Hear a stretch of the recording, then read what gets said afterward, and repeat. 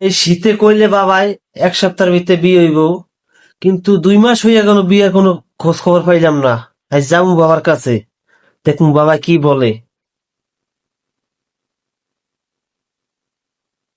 মুর্শিদ আমার হুজুরের সাকি মহিমা জাহানে মহল্লার মহল্লা বানাইয়া ধীরে ধীরে টানে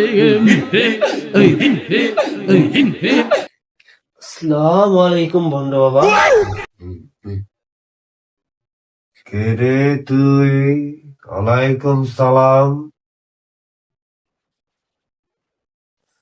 বাবা আপনি বলেছিলেন এক সপ্তাহের ভিতরে বিয়ে হবে, এই 2 মাস হয়ে গেল, কোনো বিয়ের কোনো খবর পাইলাম না কেন বাবা বলেন?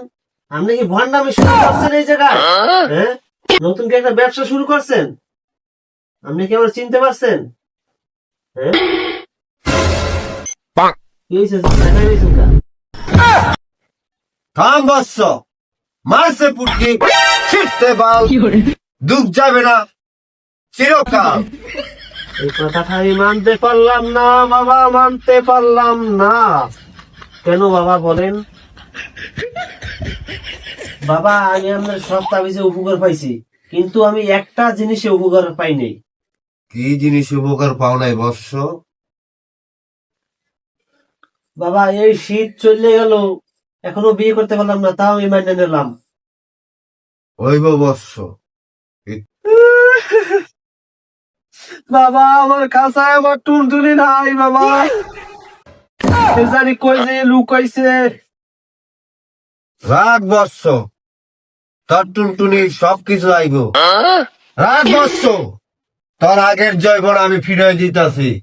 গাইবি তাবিজ আর একটা বাউ করতাছি।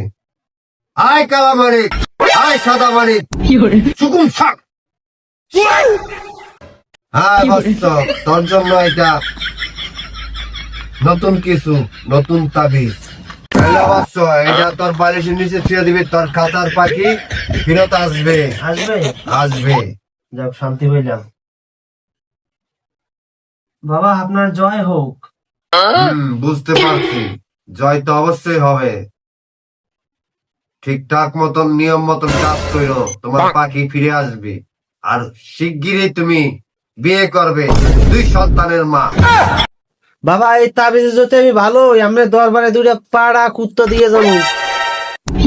ঠিক আছে বৎস, তাহলে তুমি যাও।